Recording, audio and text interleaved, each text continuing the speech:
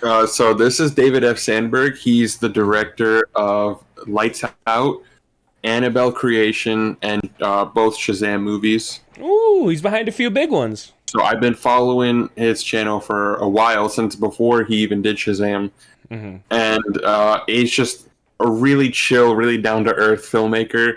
He literally started off making short films with just him and his wife, like in their at their home Hmm. on YouTube. Like you can all his old short films and shit are still up there, and even all the behind the scenes. So I've learned a lot from him. I was really big into him when I was in film school, and so this is like my go-to guy when like learning stuff about film.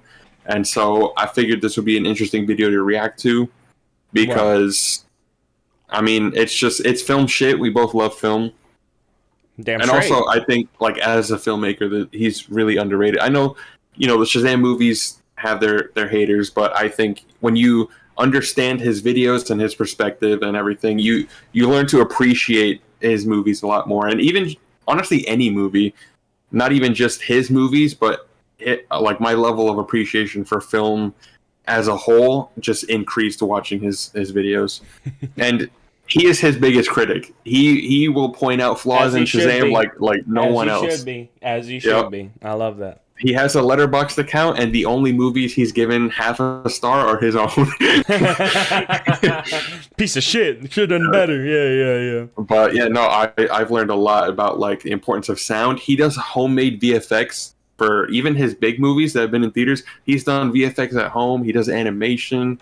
He's had to make his own like little like budget film equipment and stuff Mm. for short films. He's done a lot. He's done a lot, and he has behind the scenes on everything he does. So I it's feel like it's when really good to hear from the man himself. well, there you go. I mean, shit. I'm gonna say it's not like I've seen Lights Out. Oh no, I didn't even see Lights Out. I have to see Lights Out, and I got to see both Shazam movies. Tell you Hmm. what, though, he's got some short films. We might have to look into that in the future. I'm just Oh saying, yeah, yeah. because I ain't He's got seen some none of good these short either. films. I ain't seen none of Yeah. these either. So that'll be a good little what's the word? Hmm. First reaction. Yeah. Yeah. I Lights gotta. Out. That short film there Uh huh. is it went viral, and that's basically what led to Hollywood calling him about doing a feature length version of the movie We like that. with Blumhouse, and then I mean shit, the rest is history. Damn right. And now Shit. he's working on a live action adaptation of Until Dawn. So Ooh. Ooh. Okay. should be interesting. He's back to horror after Shazam, which I'm happy with. I really like the Shazam movies mostly because it's him, but Yeah. I have so much respect for him as a filmmaker, and I feel like anyone that's into film should be following this dude. Well, there you go. Underrated. Squito said that this would be a good conversation piece between me and him. So if you don't like all the pausing, link in the description for this guy's original video. But there will be a lot of pausing if this is as influential as Squito says. So we'll see. I get asked, like, what did you learn on this movie? Or what did you learn on that movie? And usually I struggle to come up with good answers because it feels like, well, you learn so much and you keep evolving as a filmmaker. But here are some random lessons learned in no particular order. Things We like that. Yep. With the title card. You gotta love it. get exponentially harder the more characters you have. I feel like that's like a what's the word? I feel like that's a basic one. You know what I'm saying? Yeah, that's a more, given. more variables. It really is that simple. You know, Yeah. for every movie that I've directed, the cast keeps expanding. It's just more and more characters. And in every movie, Yikes. they have a dinner scene where they sit down and talk. And, you know, the more characters you have, it just gets really tricky with just blocking and, you know, the coverage of it. You have to do a lot of coverage. Like, it might feel like, oh, that's the easiest thing in the world, just people talking. But, you know, you have person A talking to person B, so you need to have coverage for that. But Yeah, how do you make it coherent along with all the other perspectives? And then you have Yep. to think about, do I only use these shots per individual or do I use different shots? Maybe it's Yeah. from oh shit. Yeah, when you Yeah. start to break it down, it's like, damn. Yeah. A simple like conversation between two characters can take a full day to film. Mm-hmm. And it's something that's on screen for like 3 minutes. People don't even understand the process. It's ridiculously difficult to get this shit put together. Oh man, that's why everyone always says that like the job of the director is to be the problem solver. You know, Yes. you just have to know shit. You know what I mean? Yeah. People are gonna ask you all kinds of questions, and you just have to be like, yes. Do that. That's why I loved in the Fall Guy basically the introduction scene of Emily Blunt, because she's the director of the movie. It's a long one take, and it's just people asking her question after question after, and she's like, you know, she's making a movie, so she has to have answers for everything, and you can tell she's stressed the fuck out, but trying Constantly to keep a positive bombarded. vibe going. Yep. Yeah. Because everyone looks up to you, and so they reflect you. You need to show positivity. You need to act like you know what you're doing. But on the inside, you're losing it. It's like, oh, fuck. Like in a span of like 30 seconds, she goes from talking to like the sound guy, to her DP, to the VFX artist, to one of the writers, and it's like back and forth and constant questions, and she has to provide answers for everything. It's stressful. Directing a movie is really fucking stressful. I feel like a director like envies like the Russo brothers, where they got co-directors. Yeah. You got two people. Yeah, that shit's efficient. Not gonna lie. I can't imagine how difficult that is as well. Like I know they're brothers, but I'm sure they have. Oh, they conflict. A lot of compromise. Yeah. Fuck, I know. They need to compromise on a lot. They just gonna have to. That's life. Yeah. They're brothers. Maybe they're on the same wavelength. You know what I'm saying?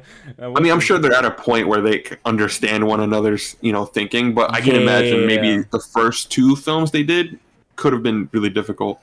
Oh, even then, I feel like I don't care how many films they do. I know there's a lot of compromise, but I feel like that compromise is probably made like during the argument. It's like, well, yeah, I know you're not going to go for this, so let's do this. Yeah. It's after the amount of movies they've done, it's probably a lot easier to get to that compromise now. But doing it by yourself, you also have to think about like, but who's critiquing me? Who's critiquing my work? Who's really telling me the truth, and who's a yes man? I bet that's so hard. I'm telling you, you got to have a right hand man when you're a director like that. You got to have somebody that snaps you back to reality. He's like, actually, you should do this, or I didn't really like this. Why don't you do this? Yeah, well, you have like a DP for that. They're usually like your right hand man, your DP, but you also have your first AD, your first assistant director. They basically handle a lot of the shit for you. I was told in film school, like, if you're on a set and you have a problem, don't go to the director, go to the assistant director. And if the problem is important enough, then they'll bring that to the director. So it's like, okay. So it's kind of like a little ladder that you got to climb. Right. If it requires the director's input, then you go to the assistant.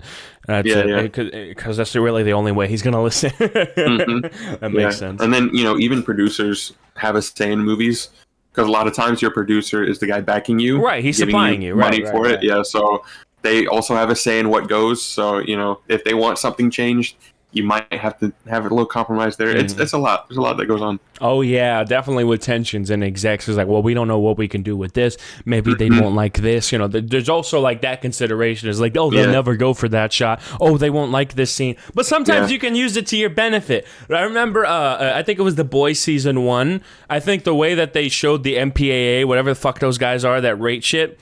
Or I think it was Amazon, actually. No, they were going to Amazon. Was like, listen, this is going to be great. And there's this one scene where Homelander is masturbating in front of the camera. It's great. Amazon said, wait a minute. We can't show that scene. Let's take that out. But everything else is fine. The thing is, everything else in the film was fucking extreme. But they thought it was good for them to, okay, we have all this extreme shit. Let's take something that's way crazier than all of the rest of it. And they'll just focus on that. So they'll greenlight everything else. It's perfect. Yeah. So that was literally the only deleted scene of that season. It's perfect. Wow. Shit, that's a smart ass idea. I might have to use that. Just being honest. Cinema. Anyway.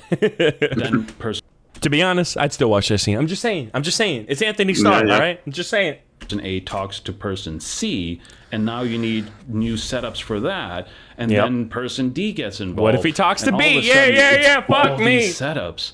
Not actual setups. Don't try to learn from this. Yeah. So on the bottom right. Yeah, because the cameras are right there. Yeah. They're all in what shot. It's all these setups.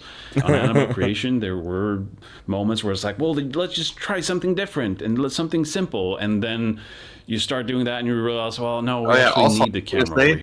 I have tweeted questions at this guy about filmmaking, and he's responded, I believe, twice. So that's why he talks him up so much, because dude is actually out here talking to fans. That's wild. Yeah, he's all about film, bro. You gotta dig those tweets up and send them to me so I can show them. Yeah, I gotta find them.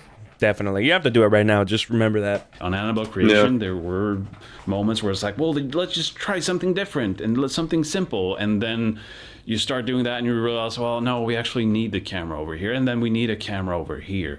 Shazam has been the worst one so far, because at the end of that movie, I can't imagine those massive big budget. Oh, man, I know that shit hurts. you have the 5 foster kids, you have Shazam, you have Savannah, you have the 7 deadly sins, and it's 14 characters to keep track of, and they all need things to do.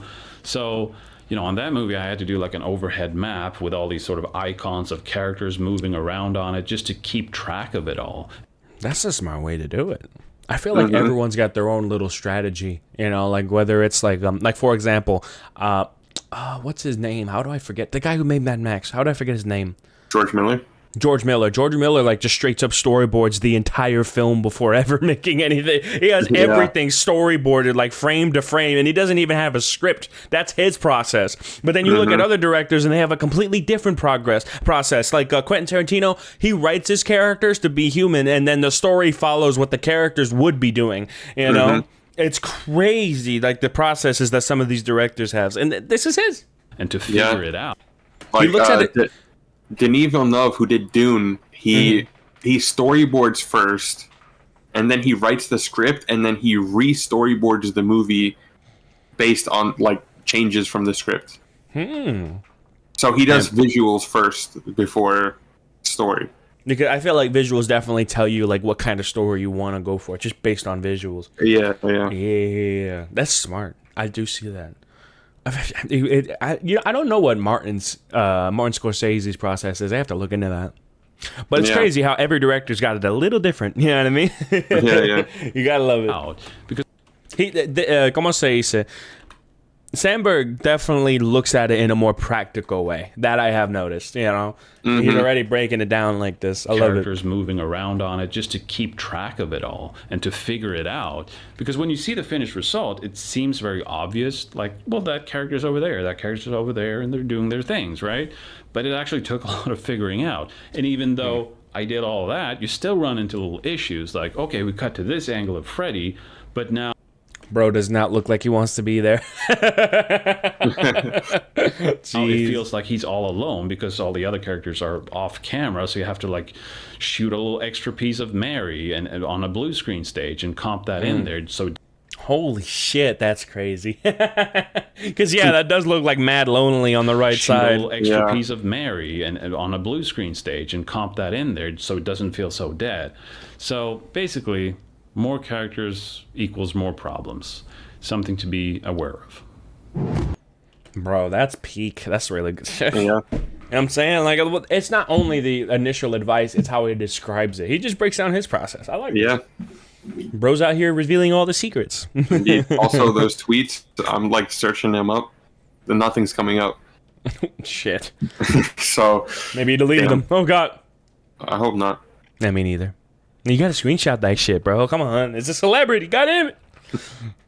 Good sound is more important than a good image. Makes sense. Good sound is more important than a good image. Oh, yeah. He's a heavy advocate for sound. I hear you, man. And everything. Audio has always been the biggest mother of all bitches when making videos. God. So I hear you, bro. That's my opinion, but here's a little test. I'm going to show you a clip.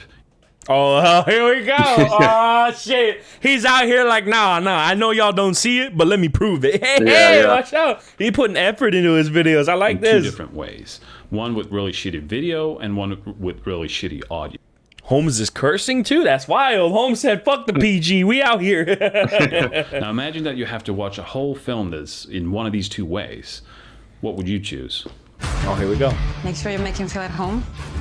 They seem nice, but don't buy it. It gets real Game of Thrones around here.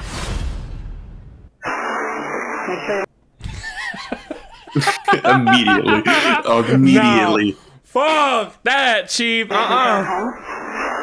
nice, but don't buy it. Yeah, no, that's unwatchable. Jesus.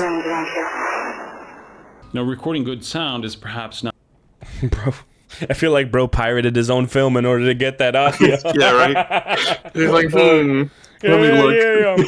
Okay, no, it's got the Chinese subtitles at the bottom and shit. Oh man, A little too authentic. slotscasino.net in the top left.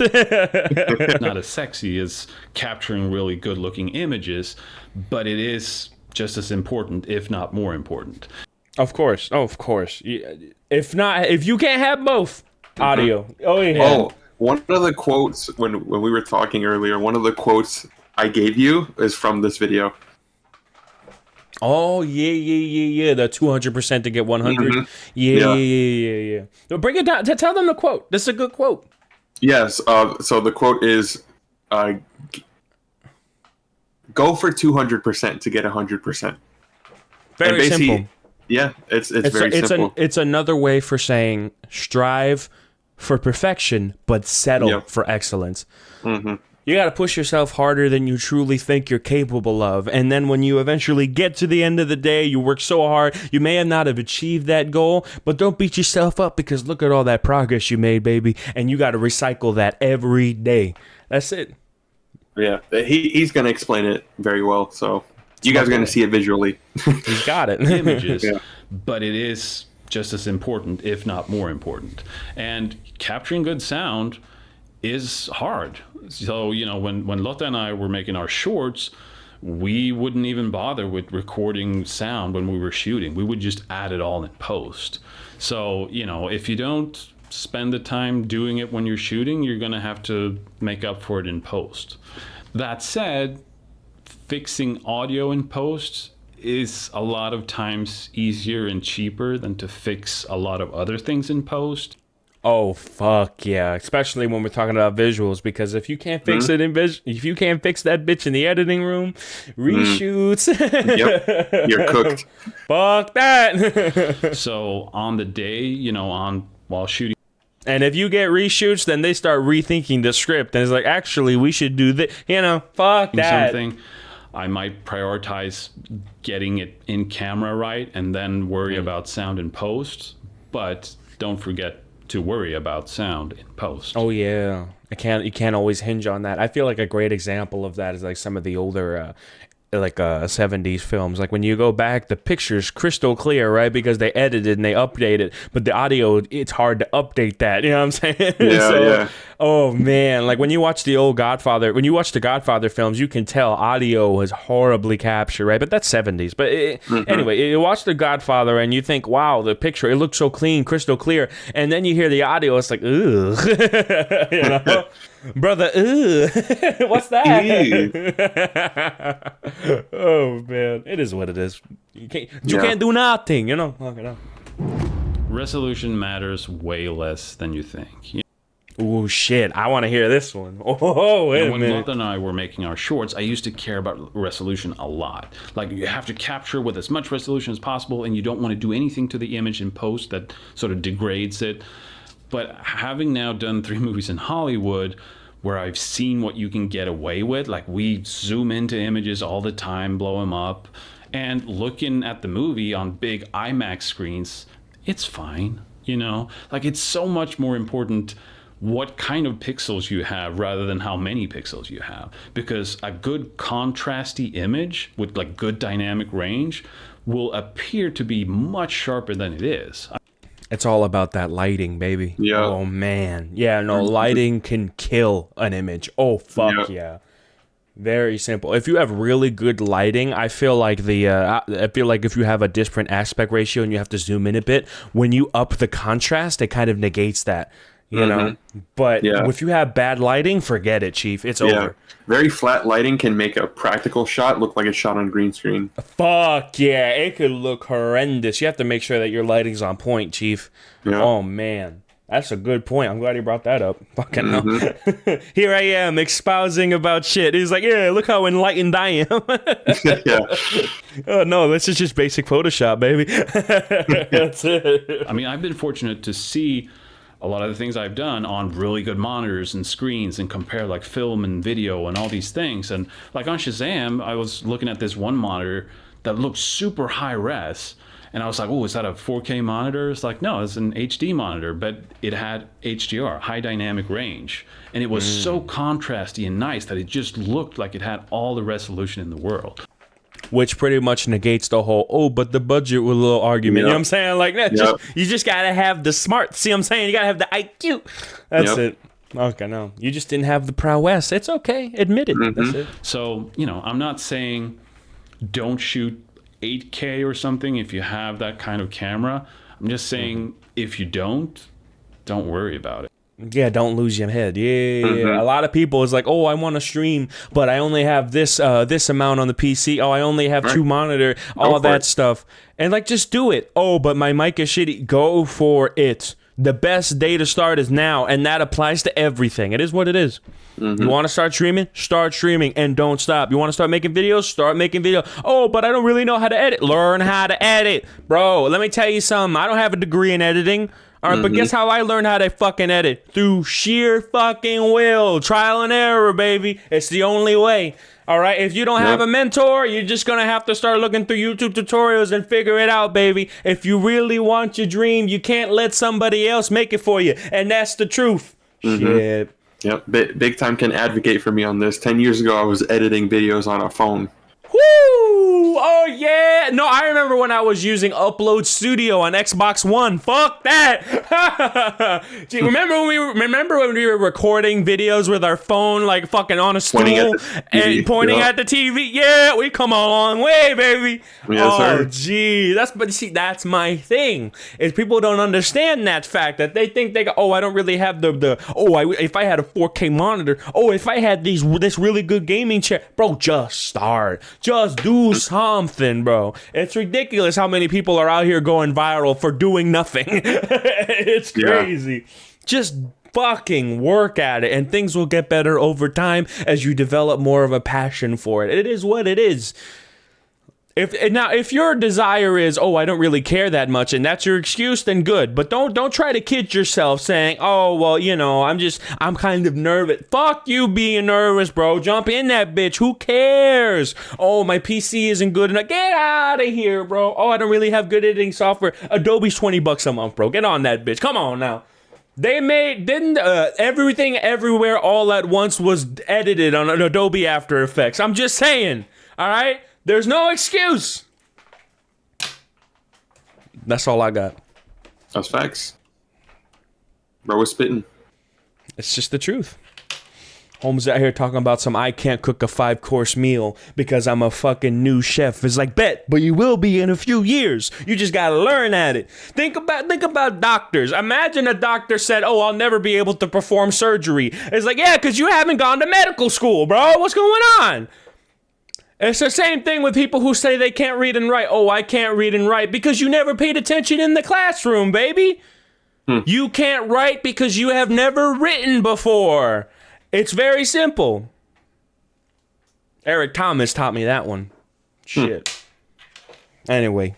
Sorry, I just had to let people know because I'm out here doing it. I'm out here getting thousands of views on videos. I'm out here looking at the growth and I'm like, damn, I never thought this was possible. So when people feed me that line that, I don't have this, so I can't do that, or I don't have the time. Listen, if you're a parent with 4 children and you got 12 jobs, okay, cool, whatever. But a lot of young kids say the same shit, that it's hard for me to find the time to prioritize. Brother, there's 16 hours in a day. You sleep for 8 of them, so it's 16 hours. Then you got that shift that's around 8 to 10 hours, so you got around 4 to 6 hours left in the day. What you doing with them hours? Sitting down watching television. Meanwhile, the people who are grinding, getting rich, getting successful, those guys take that free time and sacrifice it for a better tomorrow.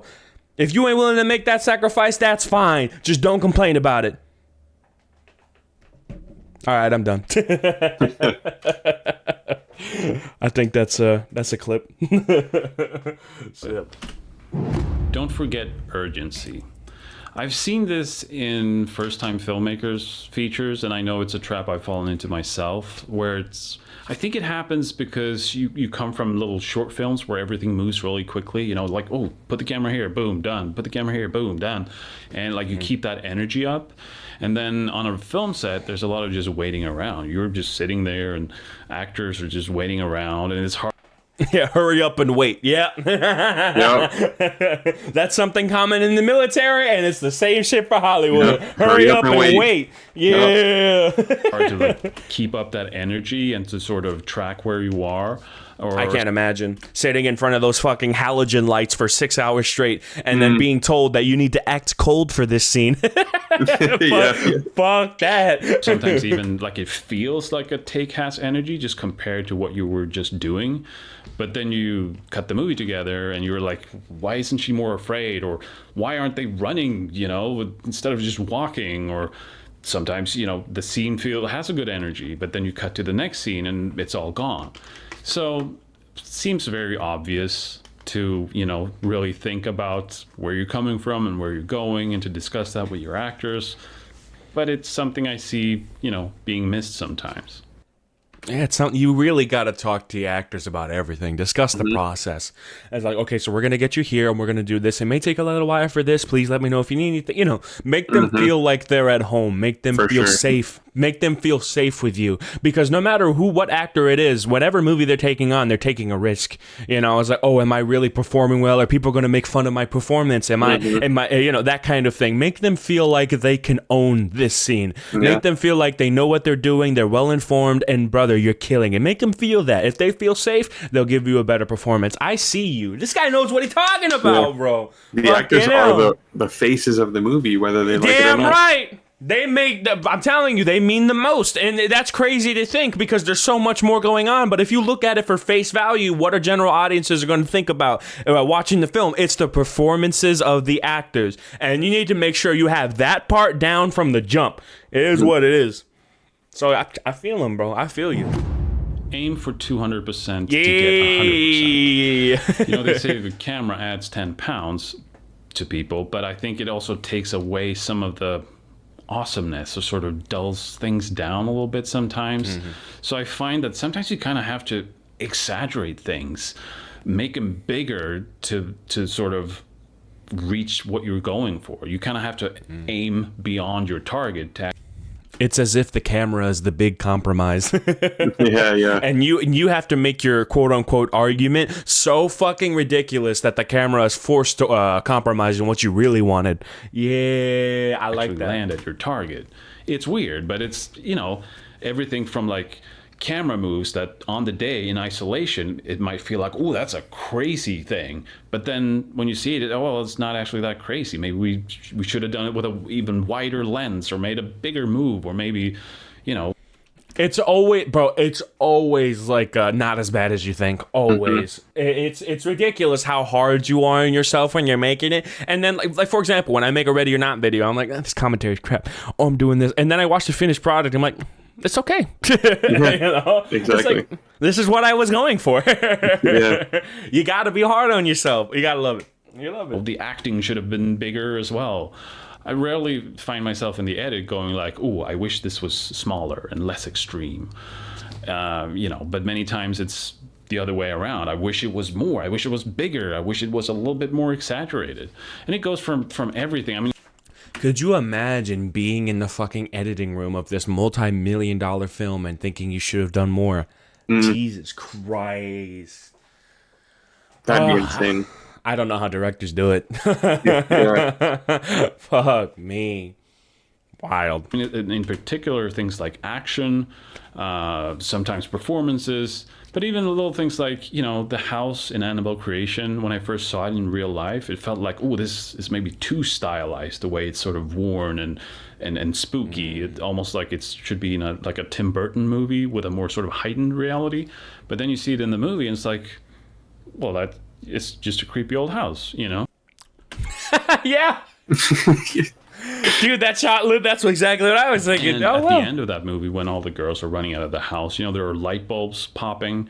And at the end of I definitely I definitely feel the stylized bit, especially because of how like pulled out the shot is. But I see what he's trying to say. It's like, this feels like Tim Burton, and I see it, but I don't see it as like an over exaggeration. I just think of it as like a slight nod. You know what I'm saying? A wink. You know, maybe he thought it was way too much Tim Burton. I think this is a wink. So yeah, he's not wrong. It's just a creepy old house, you know. And at the end of that movie, when all the girls are running out of the house, you know, there are light bulbs popping, and I told the physical effects guys that to Michael Bay it, like, just go big, and I would sparks and shit flying.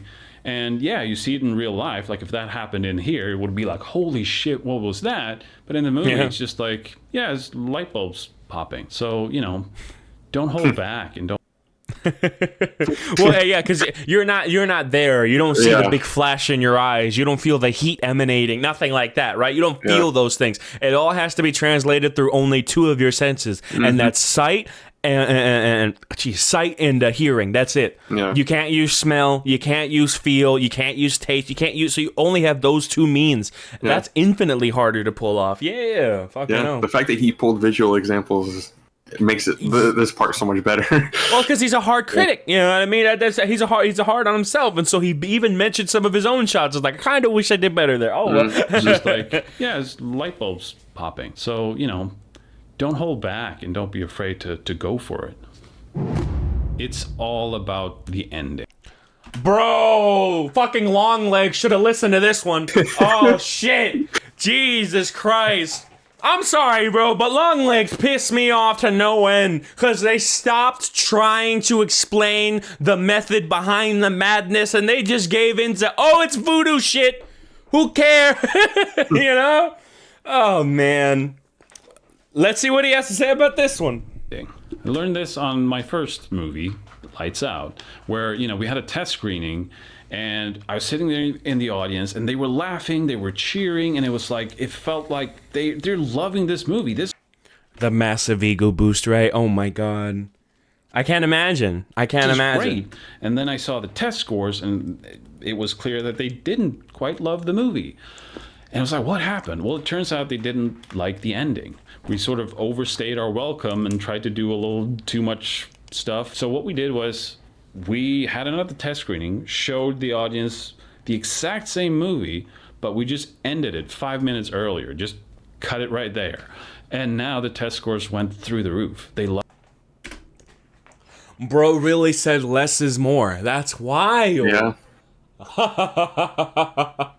I can't imagine sitting there watching your baby, pretty much, you know, and people out there cheering, loving, like, you know, they're going crazy. I can't imagine your ego. Like, I remember seeing the guys who made Santa Monica Studios, the guys who made the God of War.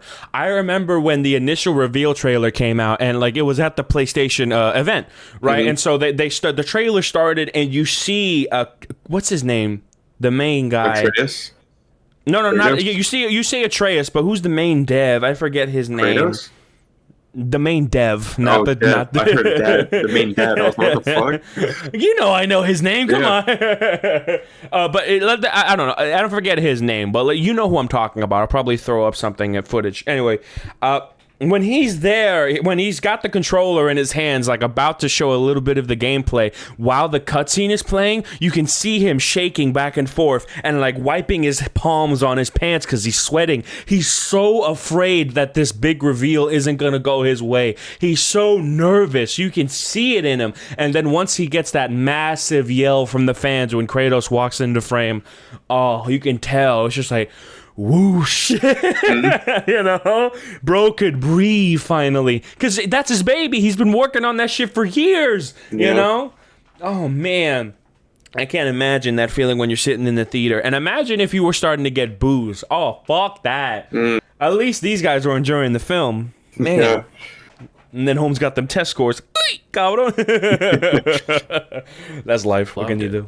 So a bad ending can undo almost everything you did before it.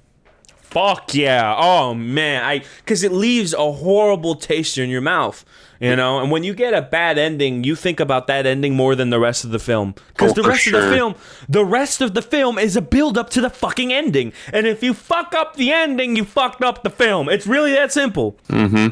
Oh, That's but facts. the ending was only 5 minutes of an hour, 45-minute film. The rest was peak. Yeah, but the ending was literally the culmination of everything else. So why would I give a shit about the setup if the ending is terrible? You know what I'm saying? Like, imagine getting to the end of a 1,000-page book, 975 pages, masterpiece. Last 25 pages, like Game of Thrones finale season. Fuck that. All right. It's ridiculous. Imagine investing yourself for so long, and then right at the end they dick you. Nah, I can't do it. Fuck that. That's why I'm always so hesitant trying to get into a new show. It's like, but is that ending good though? Mm-hmm. Yeah. You know, because that's literally make or break. I wish he said that. Not that the ending means more than you think. It's that the ending is make or break for a film. It needs to be good. It really is that simple. Jesus Christ. And likewise, a good ending will have your audience forgive so much. Like maybe the movie dragged, maybe it wasn't that great in places, but if you have a in places. ending, they will love it. It really is that simple, bro. If you leave your audience with their jaw on the fucking floor, they're gonna talk about your film like it's the second coming of Jesus Christ. All right, let's just be honest. Your first cut will make you depressed. That's reality. Like, shit, I wish I did more. Yeah, that's reality. Christ. So, on Lights Out, I was told by the producer that when you see the first cut of the movie, you will think it is garbage. And even though I was told this, I was like, I saw the movie and I was like, well, I'm sure other directors think it's garbage, but this is garbage, even though I was told that. And telling you, bro, the woes of a director. First world shit, for real. of course, it's not. You just have to work more with it. Like, cut out all those little things you hate and sort of massage pieces and try some different things. And then you get until you're happy. Sound in there, better images, and, and then it's not that bad. But the first time you see the very first cut, you will be like, oh, this is terrible. And it's not. I guarantee it. Or at least not as bad as you think. Depression is inevitable. Bro, now this is just a life lesson. Like, what's going on? This is getting deeper and deeper, bro. Calmate, wey. Is this the last one too? Bro's ending on depression. Bro, it's ending on depression. Wild. How else do you end it? You're right. The best time in making a movie is right before you make it, like when you're in pre-production, because then you haven't shot anything yet and there's just endless possibilities. The movie could be anything. It could be the best movie in all of cinematic history. Then the first time I get depressed is usually about halfway through, and this dude, that's crazy. About halfway through the project, crazy. huh? The first time is crazy. Yeah. Fuck yeah. It's just a constant in movie making, I suppose. Fucking happens whether it's a feature or a short or any creative endeavor. Halfway through is sort of when reality sets in that, okay, it's not the best thing in the world ever. In fact, it's not even that close to what I had in mind. And that's depressing.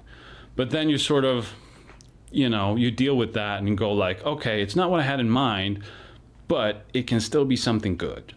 I can still make it the best version of what it is that I can.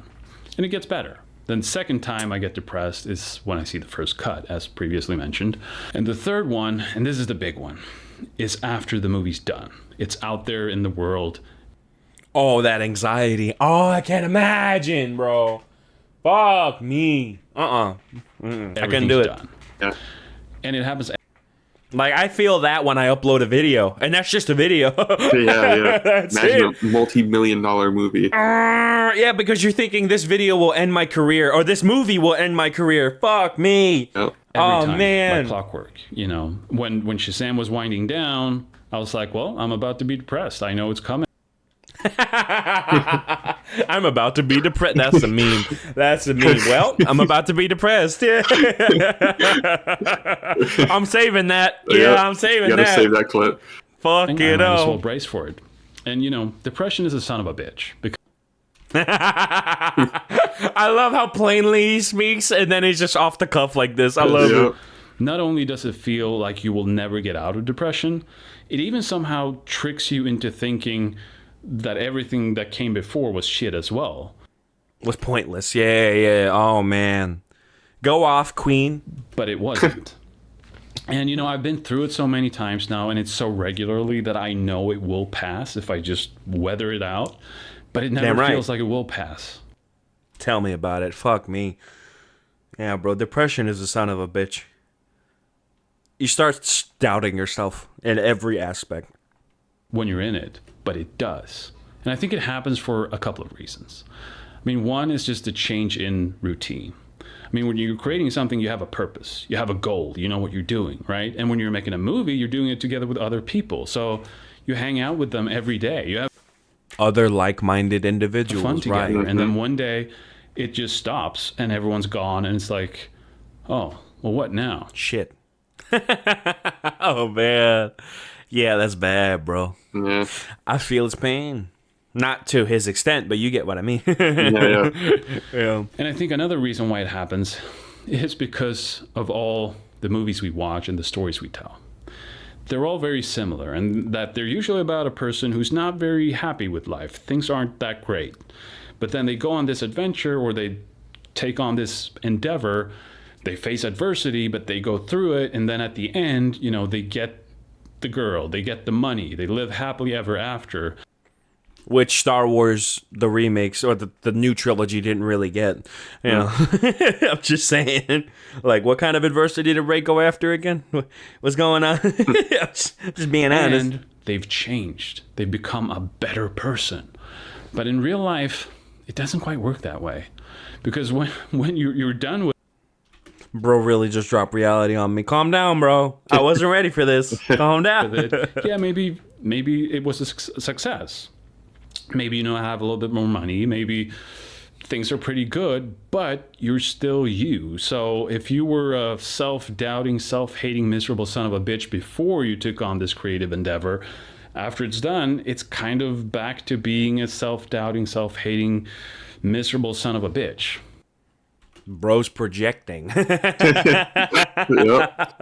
But I see it though, man. I feel you, dude. Yeah. You gotta be your biggest critic, though. That's the only way you can put out bangers. That's the truth. Fuck. So that's something you have to work on. I mean, look at Mick Gordon. Dude makes a soundtrack for Doom. Yeah, I fucking hate it. That's facts. Shit's Sort of wild. outside of... I mean, they fucked him on Doom Eternal. All right, fuck that. But we're just talking about his soundtracks in general. You make the fucking music, it's like, yeah, I fucking hate it, but fuck it. movies and all of that. For me, the most depressed I've ever been was probably when I was in my 20s, living in Sweden. I was single, I was unemployed, I was broke, I was still living at home, and like Hollywood, I mean, that was on the other side of the planet. Oh, Jesus fucking Christ. Bro's actually giving us a lore drop. That's wild.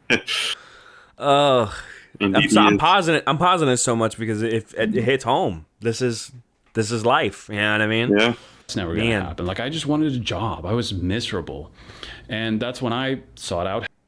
I never wanted a normal job. Tell me about it, bro. Fuck. Jeez. That 9 to 5 is killing me. Fucking help, hell. And I started eating antidepressants and things got better.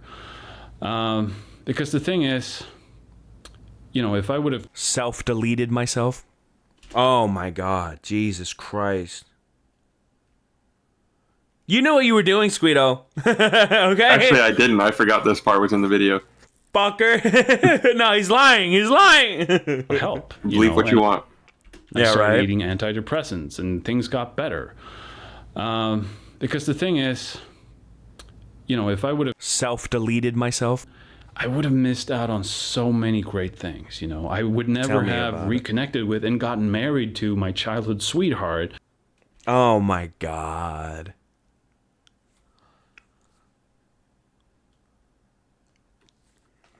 Yeah, bro. I'm watching your movies now. Oh, Jesus Christ. This hits. He's out here just giving it out. You know what I'm saying? Yeah. He's like, he's telling you how it is. Yep. And oh, man. Straight face. Brother, I got respect. Now I got respect for this man. That's wild. Yeah, I've seen all his movies. I mean, it's only 4, but still. Yeah, 4 right, movies, right. 4 I've seen movies, him. you know? So he's got Annabelle Creation, Lights Out, and both Shazam films, correct? Yep. Okay, cool. That's on the list. We wouldn't have made movies together. We wouldn't be in Hollywood. I wouldn't have directed 3 features now. And even little stupid things like the big gap I had between my teeth has gotten smaller. I mean, I still have ugly ass teeth, but they're tight. They're tight, yeah. So, I guess for me, the most important lesson of all is stick around. Because you don't want to miss out on all the awesome things that are in your future. Yo, this man. That's it. Yeah. Dude is literally I'm gonna say it. Literally me. Literally me. He just like me for real. Oh man. Dude, that message is so needed. How many views this video got? Bro, it needs at least 10 times that. You kidding me? Yeah. Man. That message is so real. Mm-hmm. Dude was right about the ending. Yeah. Fucking hell, bro. Dave, it's fucking Sandberg, Bonus guys. tutorial. Holy shit. Here's how to do a blurry animated background that you can put text Hey, on. yo. Take an embarrassing photo of yourself from the past, scale it up, then blur it until it's less embarrassing. Overlay a second copy of the embarrassing photo, scale that up as well, and don't forget to blur. Add a vignette, play around with the hue, add some grain, darken the top and bottom, and then animate the scale and rotation differently for the 2 images. Now you just add some text and boom. Peak. That's king shit right there. Yeah, that really is. Bro actually gave you a tutorial after the lore drop. That's wild. Yep. Yeah, I mean, I went off a little bit about how you need to motivate yourself and you got to discipline yourself and you got to be able to sacrifice your time. Otherwise, stop complaining about it, and that's a good way to put it, man. Depression really brings you down and starts making you doubt yourself. And you start thinking about, is your life even worth it? Would people care if I left this world? And brother, I think in times like that, it's a good thing just to take stock. Look at the people around you. Look at the people that they would be hurt by you leaving. All right. And I'm not saying your perspective, oh, this person hates me, so obviously she wouldn't or he wouldn't. Bro, just really think about it. Take inventory. Who would be affected by your loss? And then when you think about all those people that you would hurt by making a decision like that, when you really think about how they would react, how they would be at your funeral, when you think about stuff like that, that's when you start to realize that your life is more than just you. Your life means so much to other people as well. I made that epiphany a few weeks ago, to be honest. I realized that I need to be there for people. I realized that I wake up in the morning and that I pay bills for those people. And I wake up and I brush my teeth in the morning for those people. I take a shower for those people. I take care of myself for those people because I need to be there for those people, whether it's a shoulder to cry on, somebody to share a passion with, somebody just to gossip and remind them that they're not alone in this world. I need to be there for those people. And once you start to rationalize your life in that light, that you're living not only for yourself, but for others, life becomes a whole lot more focused on making every moment count. Mm-hmm. And that's all I have to say about that. Yeah. Anything further, brother? No, sir. Yes, sir. That was a good one. Good suggestion. Fucking hell. That was a solid 3-hour recording session. Click.